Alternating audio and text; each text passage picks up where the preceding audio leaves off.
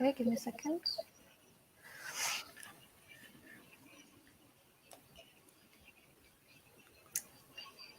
Okay, we are online. Yep.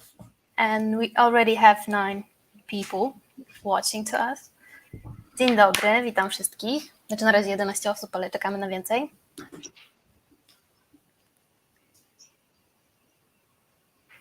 Jest 18, ale może poczekamy tak ze 2 minuty, żeby się zebrali ci, którzy się chcą jeszcze zebrać.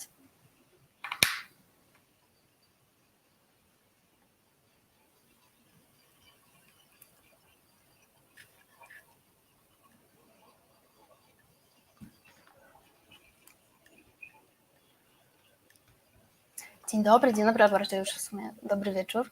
Chociaż jest jasno na zewnątrz, ale dobry wieczór.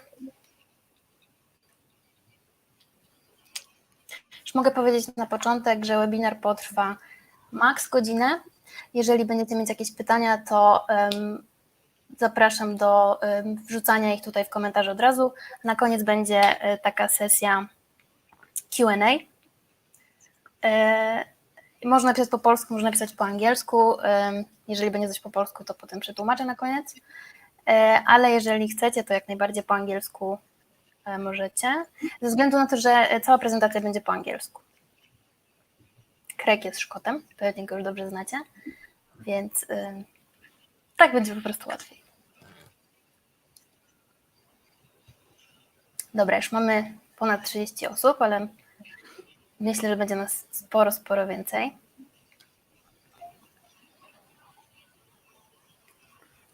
Zastanawiałam się, czy godzina 18 jest w porządku. Jeżeli macie jakieś tutaj swoje obiekcje, czy na przykład 18 jest za wcześnie, czy za późno, to chętnie wysłucham. Jeżeli macie jakieś uwagi, to jak najbardziej przyjmę je na czacie albo gdzieś tam prywatnie na maila.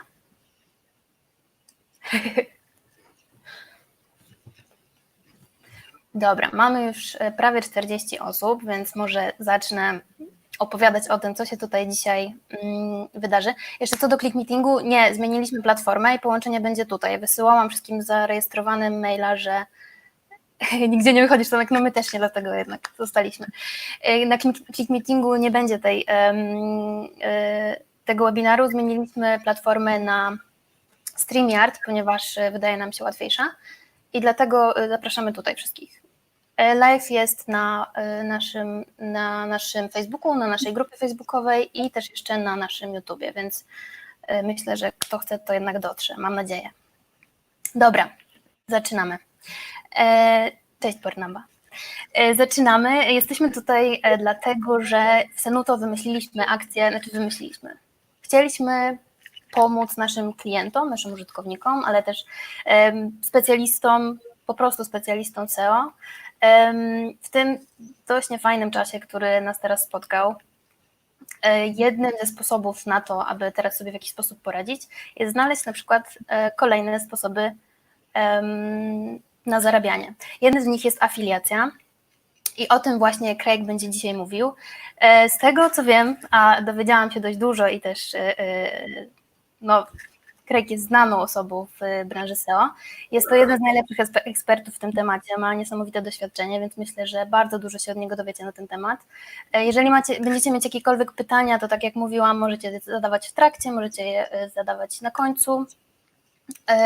A webinar odbywa się w ramach całej akcji Tarcza Antykryzysowa Senuto, o której możecie przeczytać więcej na stronie, już Wam tutaj napiszę, Senuto Tarcza. W ramach całej tarczy odbędzie się bardzo dużo tak naprawdę webinarów, do tej pory już mamy ich 13. Odbędą się i przed świętami, i po świętach. Część jest przeznaczona dla osób, które przenoszą swój biznes do sieci, a część dla osób takich prawdopodobnie jak Wy, czyli już dobrych specjalistów SEO. Co więcej, będzie też sporo treści, które będziemy publikować na naszym blogu w temacie koronawirusa i SEO, jak również przygotowaliśmy dla Was coś takiego jak zmiany w cenniku. To jest ważna sprawa, ponieważ na wszystkie pakiety roczne mamy teraz przecenę czy promocję 50%, a do tego mamy jeszcze dodatkowy pakiet, ale pewnie dla Was jest tam za mało limitów, ale jest to pakiet dla przedsiębiorców, którzy przenoszą swój biznes do sieci. Dobra, myślę, że możemy powoli zaczynać. Jest już nas ponad 60 osób. Zrobimy tak, że ja teraz sobie coś tam poopowiadałam. Teraz będzie opowiadał Craig o afiliacji, o tym, jak zarabiać poprzez afiliację w tych czasach pandemii, ale myślę, że też poza pandemią. Ogólnie dobrze wiedzieć o tym, jakie możliwości daje afiliacja. Na koniec, w ramach takiej lekkiej rozrywki, zrobimy mały konkurs. Craig na podstawie tego, co będzie opowiadał, na koniec zada wam pytanie. To, jakie to będzie pytanie, będzie zależało od Craiga, więc warto go słuchać. Będzie dotyczyło tego, o czym będzie opowiadał. Do wygrania jest, myślę, że bardzo cenna rzecz, bo wszyscy bardzo jej pragną, jest to bluza Synuto. I wygra pierwsza osoba, która odpowie na pytanie Craiga na czacie. Dobra, to ja znikam, oddaję mój mikrofon do Craiga i bawcie się dobrze, uczcie się. Okay, Craig, the floor is yours. Cool. So, did you announce the competition? Sorry?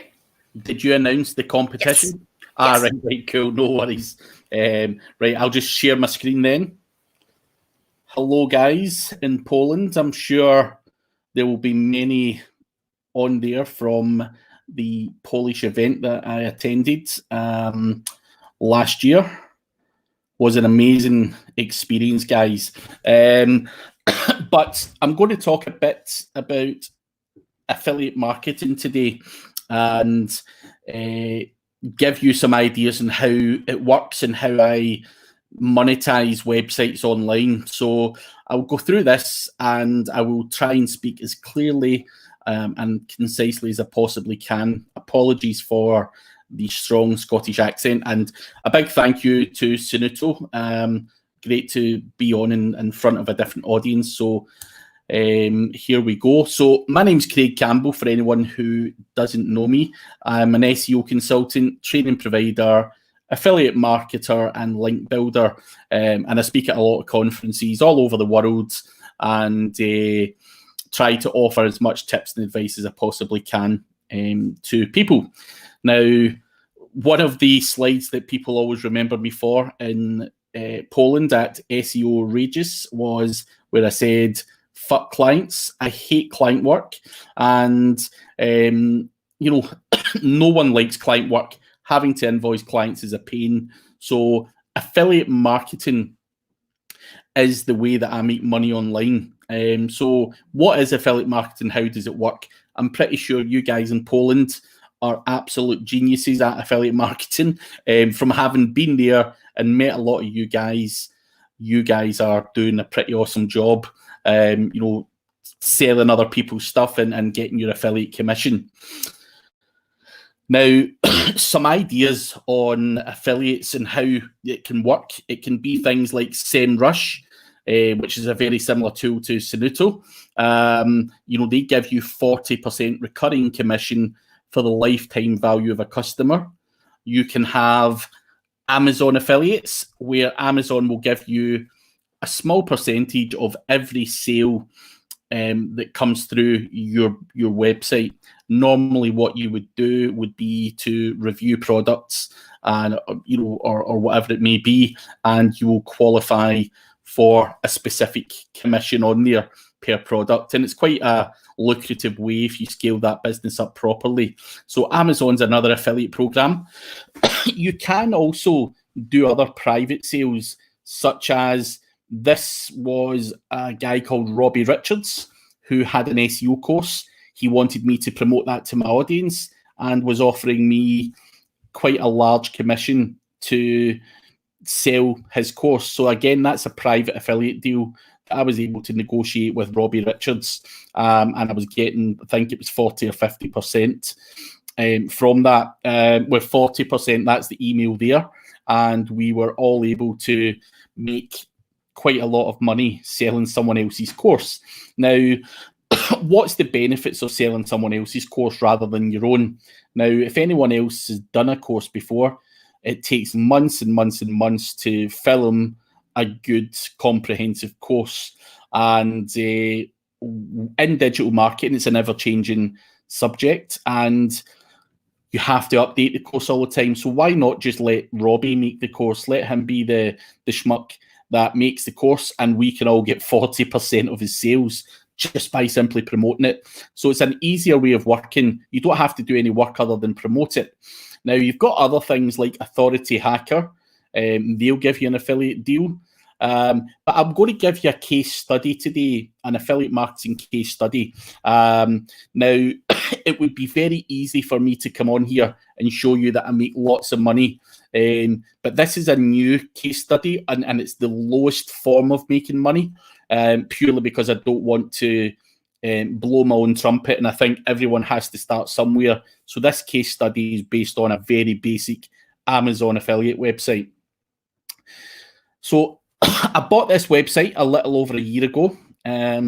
So I was speaking to a chap on Facebook, and we were talking about this website here, golfgearhub.com. And that was the website, a very simple Amazon affiliate website that had several hundred product reviews on there. So we talked about the earnings of the website, and typically when you're buying an affiliate website, it will sell for anything between 20 to 35 times its monthly revenue. The revenue for the website, you can see there. So it started out earning £30 a month, and it went right up to over £1,000, and then it dipped back down to £400 a month when I bought the website. So what is that website actually worth? It was very hard to determine a fair price for the website. The guy that I bought the website from was looking for 20 times the amount of monthly revenue that the website was making. So he wanted £12,000 for that website.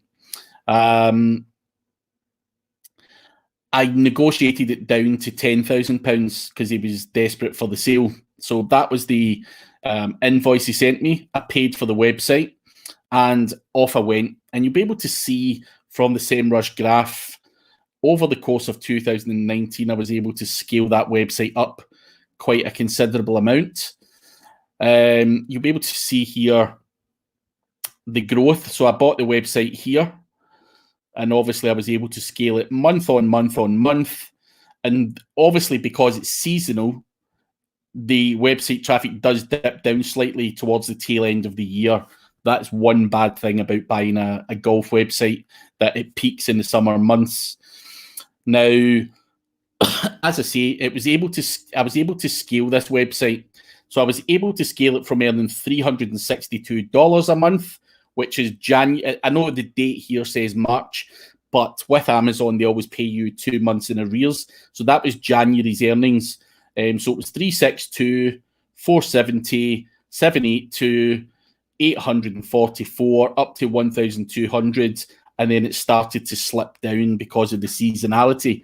So I was able to more than, double the revenue of this website fairly quickly. Within a 4 or 5 month period, I was able to get the website up considerably. Well, given this wasn't my full-time job, wasn't my full-time occupation, it was not bad for a side project. And even to this day, I took this screenshot as of yesterday. The website still earns quite a lot of money, and it's back up to £1,300 a month. It's entering peak season. We are in the middle of a coronavirus, and people are still buying from the website. So you can see there, sales can go up to £125 the other day. Whatever. The sales can be up and down, but even with the coronavirus, there's still sustainable income here. So Amazon is not a bad business model. Now, I want to talk a bit about buying and selling websites and where you would get websites, and the values that come from websites as well. So you'll see here that there is a website that earns slightly less than what I've just shown you, and it's valued at $38,000.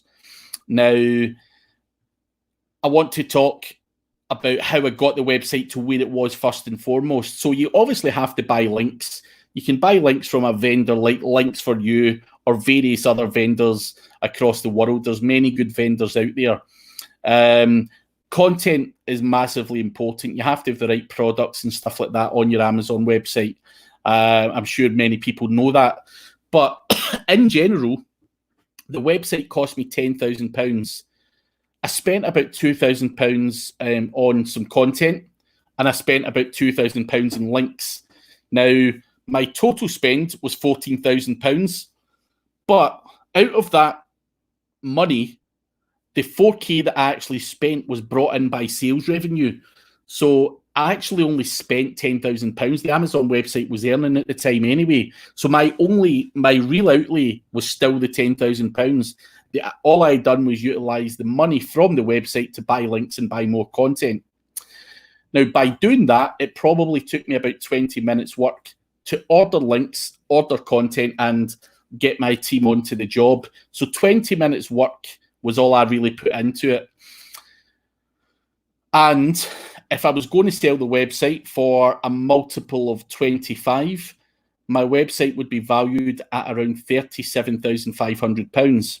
Now, I don't care less for how much the Amazon website earns as such. What I'm looking to do is spend £10,000 and very quickly sell the website for £35,000 or £40,000 or whatever it may be.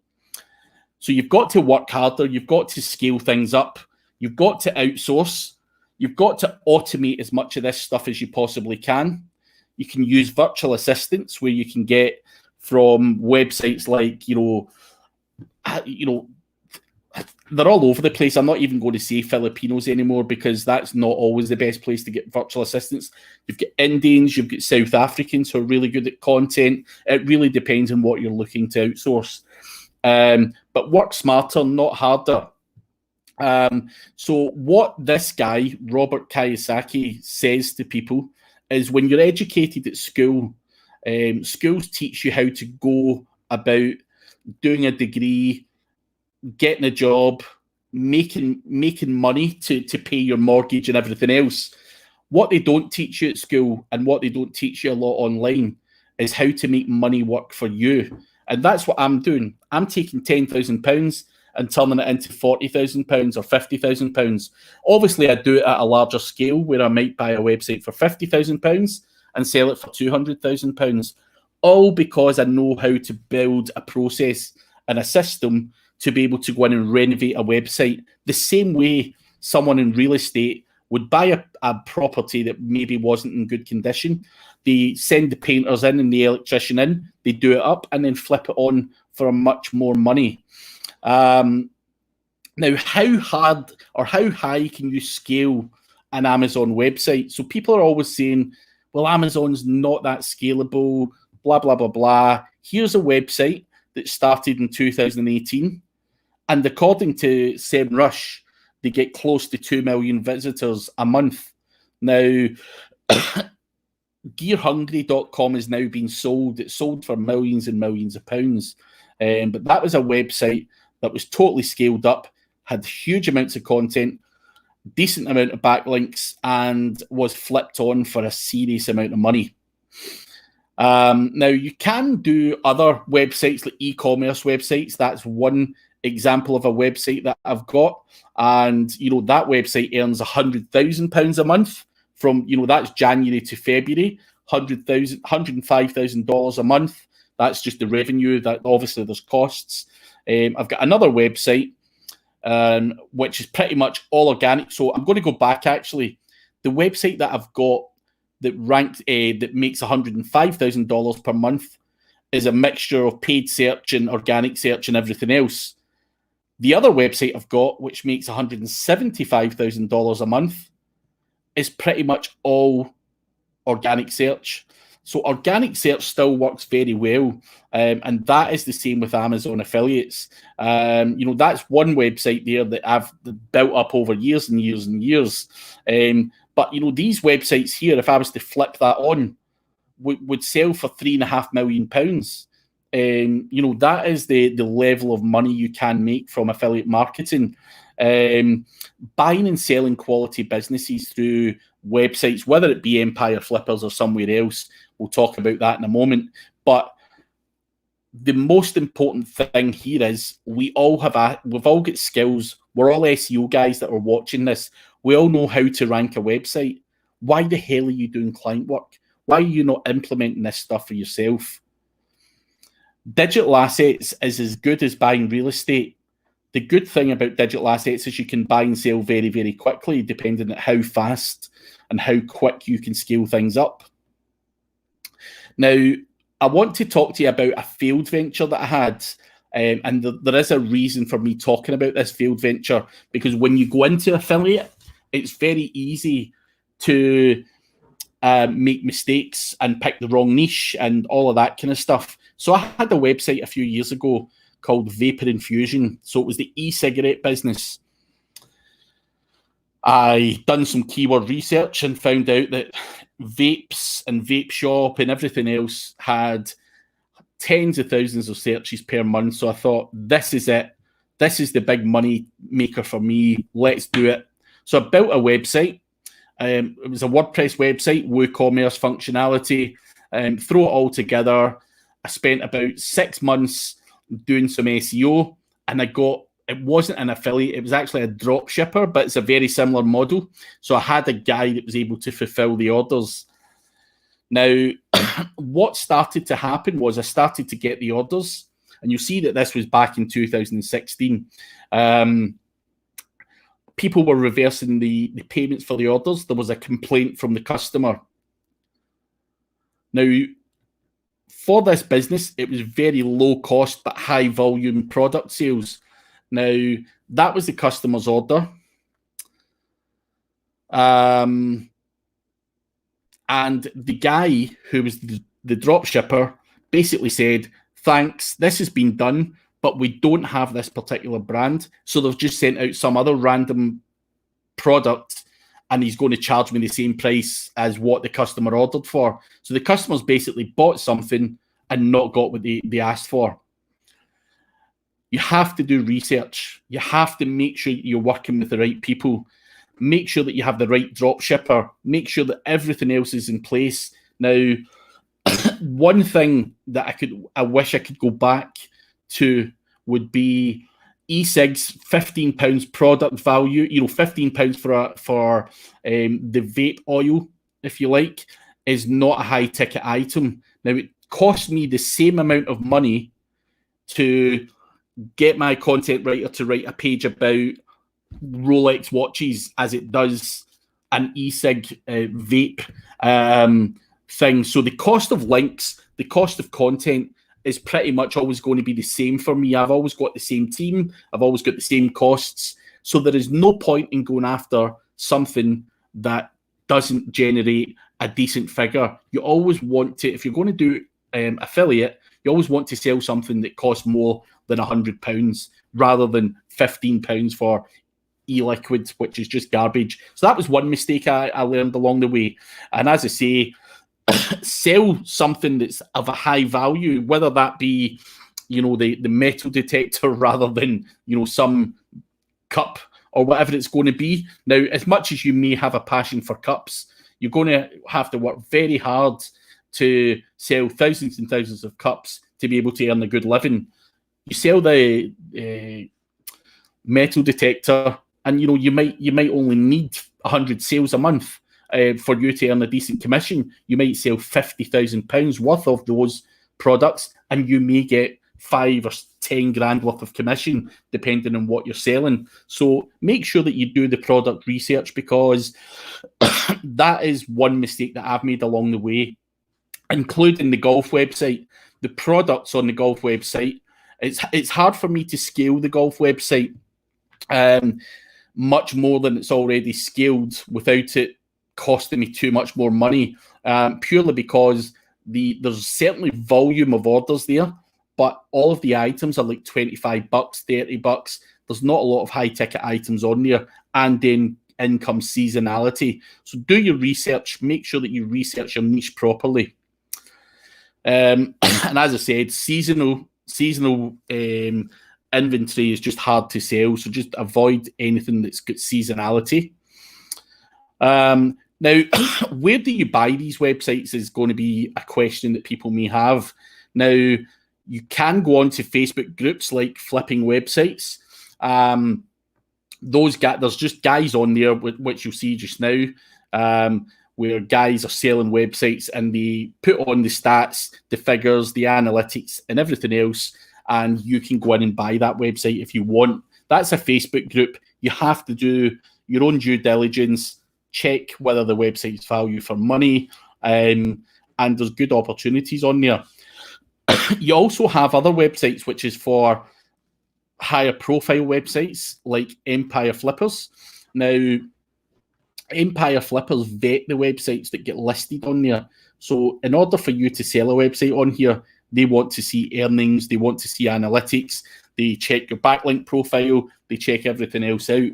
So they do the due diligence, but obviously they're taking a percentage of your sale. And I believe that percentage is 15% of a website sale, but they've got a massive audience. You know, they've got people, investors and everything looking at this website all day, every day. So it's a great opportunity if you've got a website that earns more than $1,000 a month to list it. Or if you want to go in and you've got, you know, a couple of $100,000 to invest, then Empire Flippers are your place to go. I think websites start around about 30 grand on there. They don't sell anything less. But as I say, Golf Gear Hub was the website that I bought. I didn't make any changes to it. It was relatively straightforward and simple. As I say, it earned that amount of money, $1,300. So you can multiply that by 25 and come up with the true value of that website as it is today. Earnings have been consistent for over a year, and it's a great purchase. So being able to buy that website for 10 grand, utilize what it earns, and then flip it on for, as I say, 30 or 40,000 pounds is easy money. You just have to do that at a much quicker scale. You know, buy 2 websites, buy 3 websites, get your team to rinse and repeat this process. Now, one other thing that I wanted to show you was that's how much this website earns through Amazon. The commissions on Amazon are fairly low. It's around about 5% for that type of website. Now, if I really wanted to scale up or be wise, I could go to a private affiliate like AmericanGolf.com or Golf Outlets USA, because most of my traffic comes from the USA. Now, Amazon give you a 24-hour cookie policy. Golf Outlets give me a 30-day cookie policy. Now, if you don't understand cookie policies, if someone goes on to Amazon and clicks on my link, anything they buy within 24 hours is credited to me, whether it's golf related or not. On this golf website, anything someone buys within 30 days is credited to me. But the most important thing here is the commission is 10%. Now, another way to monetize a business, and I do this regularly, I haven't done it with the golf website, but change the monetization method. So I get 5% from Amazon. If I was to switch out all the links and send them all to Golf Outlets, I've instantly doubled my revenue. So that website would probably earn £3,000 a month. And if you times that by 25, doing that simple change has got me a website that's obviously worth 75 grand. So I can double the revenue by simply changing the monetization model. So what I can do is look for Amazon websites that maybe lack backlinks and are solely reliant on Amazon as the monetization method. And I can switch the affiliate model, the monetization model, and I can also start building links. And very, very quickly, within 6 to 8 weeks, I can more than double or treble the revenue. Pretty confident of that. And then flip the website on to someone else at a much higher value, and I've got a lot of money for pretty much nothing, just knowing processes and using low-cost writers, low-cost link vendors and stuff like that. So I wanted to share that with you. You know, changing the monetization methods is a very, very quick way to getting involved with affiliate websites. Now, that is the end of the presentation as such. You can follow me on social media. But one other last thing on the monetization side of things, you don't have to solely rely on Amazon. There's so many other methods out there that you can use. That Amazon is just one starter, beginner level, into affiliate marketing. There is tons and tons and tons of opportunities out there. If you can rank a website, as I say, the world's your oyster in terms of revenue. So hopefully that gives you guys some tips into affiliate marketing. Thank you very much, Craig. I've got at least one question. Marcin. So I did keyword payday loans in the UK in the past. How much, or I've done UK loans as well. I'm not sure if that's what you're referring to. How much did they invest in content? For payday loans, it was thousands of pounds, because the money to be made in that industry is significant. Now, on the golf website, I invested £2,000.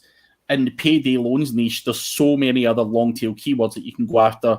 You could essentially spend £10,000 on it.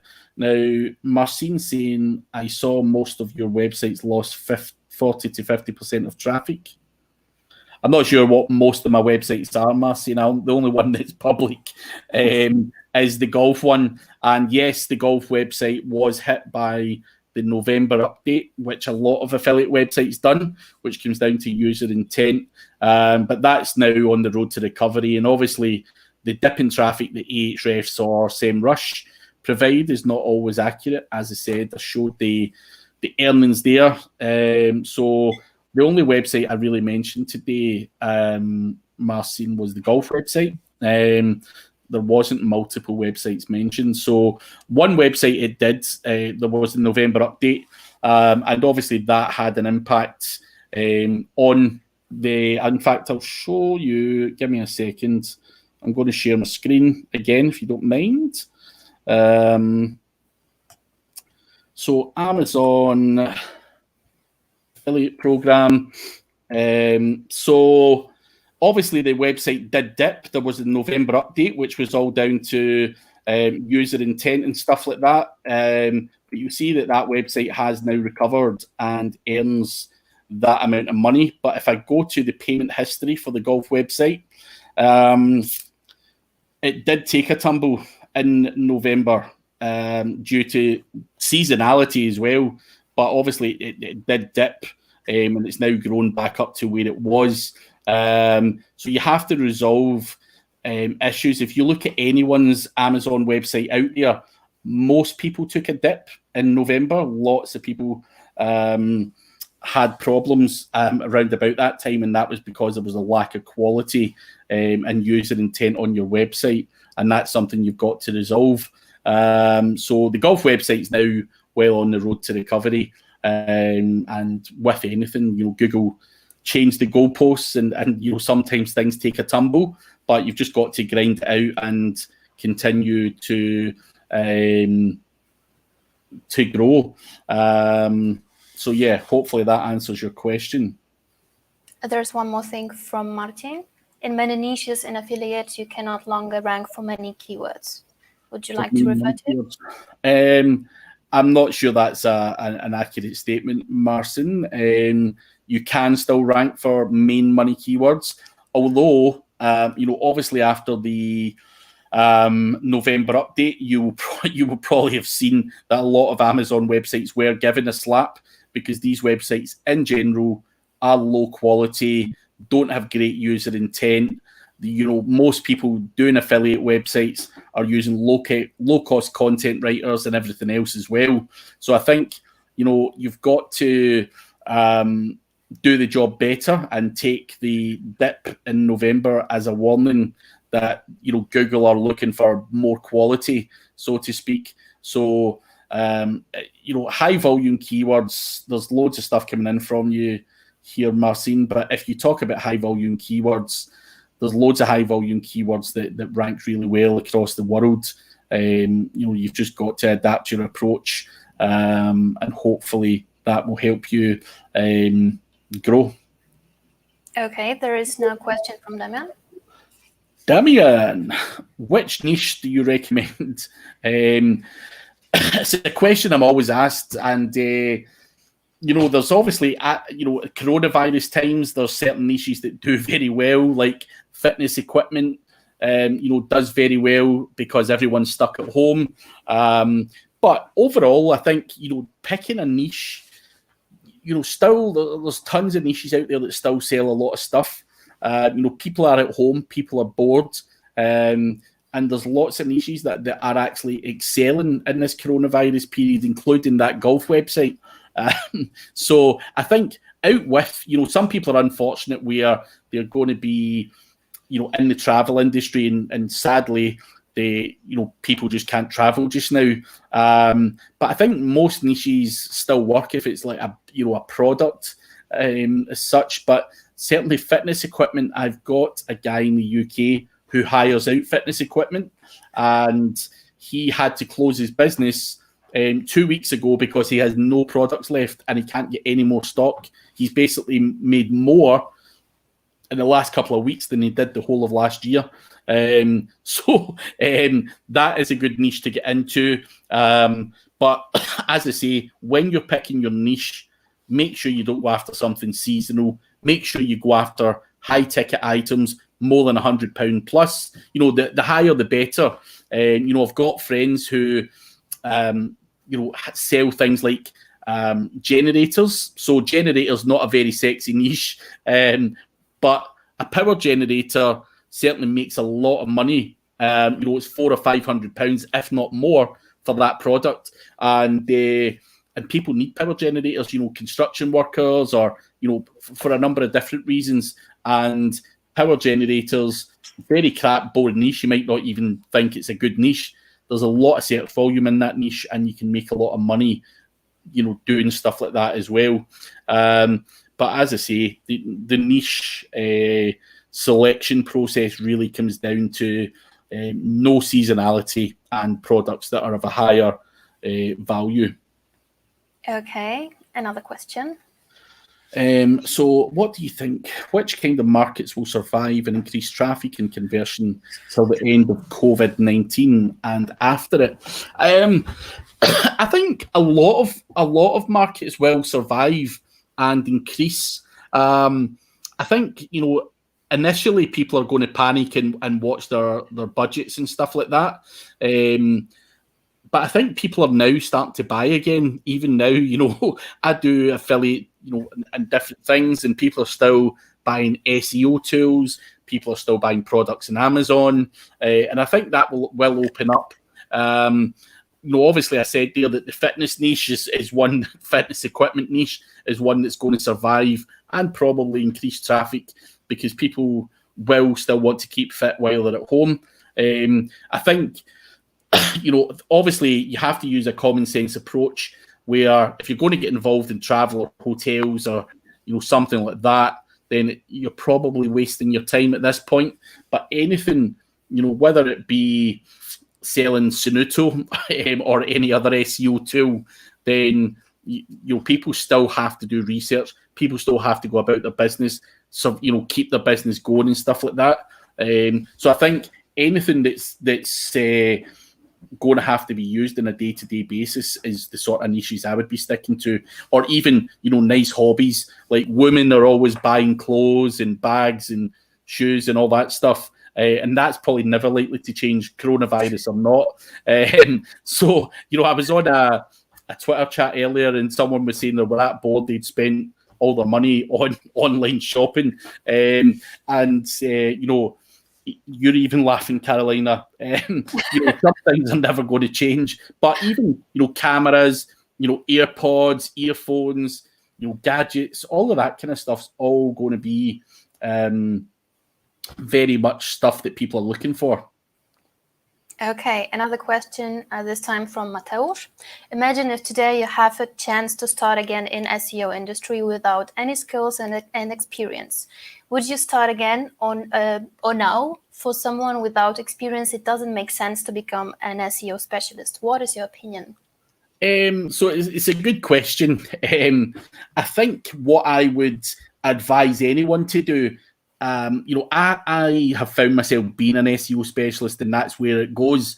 But I think as a businessman, if you had more of a business brain, you don't have to do any of this work. You don't have to be an SEO specialist. You don't have to be a content writer. You don't have to be a web developer. You can outsource all of that stuff.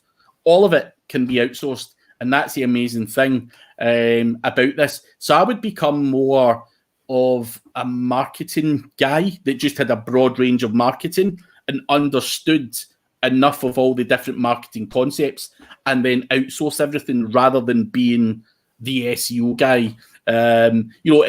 It's strange. Obviously, I've been in the industry for a long time, and I have evolved into an SEO guy, and I can't go back.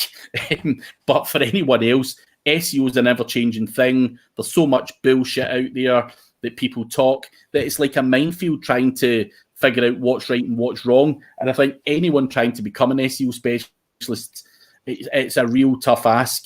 And as I say, you don't have to do it. Just hire someone, be a businessman, work smarter, use technology, outsource a lot of this stuff, because even for me, I could be the best writer in the world, but as a businessman, it would make more sense for me to outsource that to someone in South Africa, for example, for $400 a month, because I've got to value my time better. So I think the great thing now, knowing what I know, is that 99.9% of all of the work can be outsourced and given to someone who is better than you at what you do.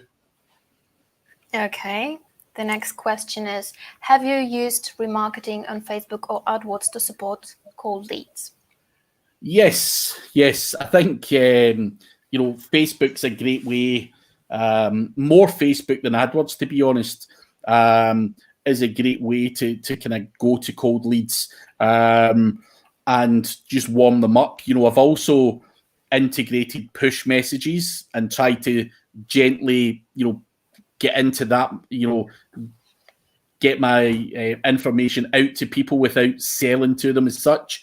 And I think what everyone's got here is you've got a website and it gets X amount of traffic, and only 5% of that traffic will ever phone you, contact you, or whatever.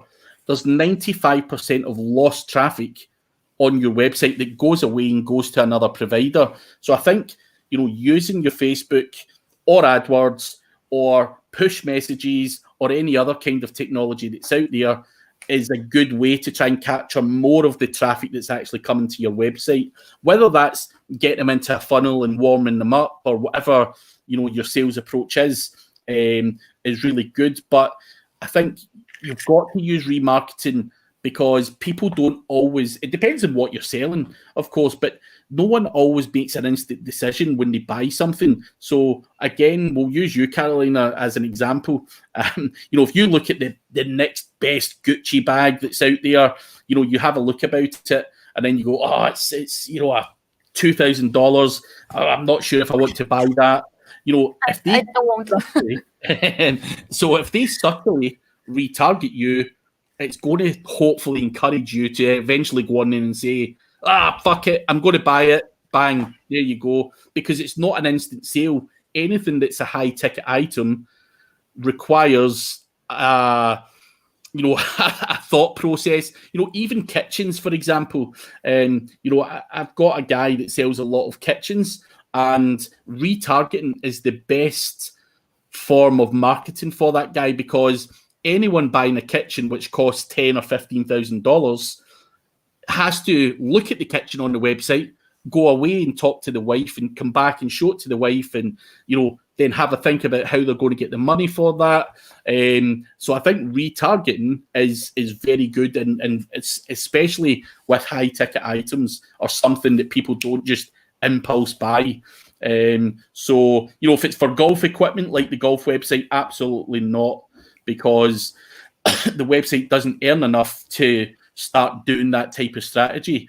But whether it's for SEO services, SEO training, or any other kind of high-ticket item like kitchens or whatever, then of course it's an amazing strategy to use. Okay. We've got 2 more questions. This one is, what was your lowest ever volume keyword that has made significant amount of sales? Tricky one. That is a trick question. It's a weird question. Lowest volume? I'm normally always looking at the highest one. Do you know what? I don't know the answer to that. I've not been fortunate enough to have found that amazing keyword that gets, a low volume but gets amazing sales. I don't always work in very niche markets, so it's I don't even know the answer to that one. I really don't. I'd love to know. I'd love to hear other people's though. In terms of keyword low volume that got significant amounts of sales. What I would say though is I've got a friend here in the UK, and he does long jump installation and tennis court installations. And although tools like Sunuto or SEMrush or whatever will tell you that the search volume for long jump installation in a specific area in the UK gets 0 search, he does get 150 leads a day combined because he ranks for over 1,000 areas in the UK. So they are very long tail, very specific keywords that don't actually show up on the tools to tell you that they've actually got search data. But schools and private tennis courts or whatever do search for that stuff, and he makes a lot of money off of that. So that would probably be the ideal situation, finding something really bizarre that makes a load of sales. Sadly, I'm the same as every other schmuck in here, hoping for the secret to drop and find an amazing niche that makes me a load of money without having to work too hard for it. But I've been looking for 18 years and I'm still looking. So sadly, I don't have that answer. Keep looking, Craig. I will. I'll keep looking. Okay, the last question. Hello, Craig. Would you be so kind and let us know how to start an affiliate program for our products? What tools are recommended by you, Craig? Power Rubber. I do recognise Power Rubber from SEMrush, but I'm just going to Google them because I have no idea what Power Rubber actually sells. Power Rubber. Rubber. I'm assuming it's going to be some kind of rubber. So it's a manufacturing company that sells rubber flooring and stuff like that to garages. I'm probably not the best guy to ask that question to as such, because it's very easy for me to advise you. If you were Sunuto, for example, the answer would be go to this guy, that guy, because they've got a massive following online and they're all interested in keyword research and everything else. Let's do an affiliate deal and, we can get more customers to Sunuto. You would have to find like an influencer or, something like that in the rubber niche. And I'm not sure it is that type of niche where you would find that. Anyone can set up an affiliate program. There's lots of WordPress plugins and stuff like that where you can actually track leads as such, and pay out people and stuff like that. There's lots of that kind of stuff. But how you would start an affiliate program is you obviously need to find influencers, and I think even the likes of doing webinars the same as Sunuto are doing right now. You want to do webinars and highlight what you do and highlight your tool or your product, in terms of rubber. But as I say, it's very hard for me to say, how to sell rubber floors to an audience that I don't really understand, and I don't know what's there, because we've all got conferences, networking events, meetups, and everything else within the SEO industry. But in general, you would have to look for similar in your industry. And as I say, I don't want to ill-advise you, but by recommending stuff. But I think try to get your stuff out there in front of as many people. And obviously, in terms of commission wise, what really attracts me to anyone who wants to do an affiliate deal is the percentage that I'm getting. So the higher the commission, the more interest you'll get. So you need to obviously build that into your price and then start getting it out to significant influencers in your industry. And whether that be car manufacturers or whatever, I'm not sure who you would go to for that, but hopefully that helps, sadly. But I'm not sure of your industry as such. Okay, I can't see any more questions. So I think it's time for the contest. So what's your question, Craig?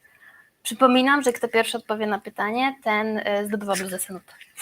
So, I spoke about this a number of times on the presentation. What is the domain name of the golf website that I was talking about?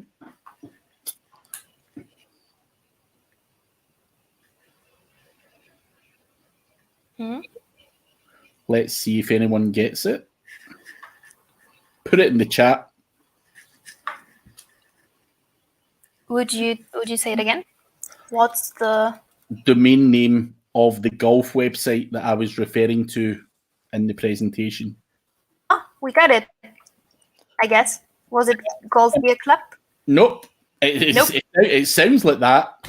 So Golf Gear Hub? Yeah, Golf Gear Hub. Yeah. Okay, got it.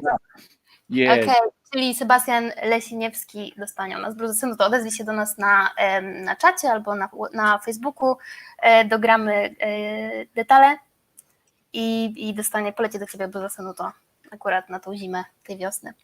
Okay, Craig, thank you very, very much. I think you gave us quite a lot of tips how to get a little more money from this situation. And I cannot see any more questions, so I think this is it. Cool. No worries. Been a pleasure. Thank you very, very much. Thank you, guys. Do widzenia wszystkim.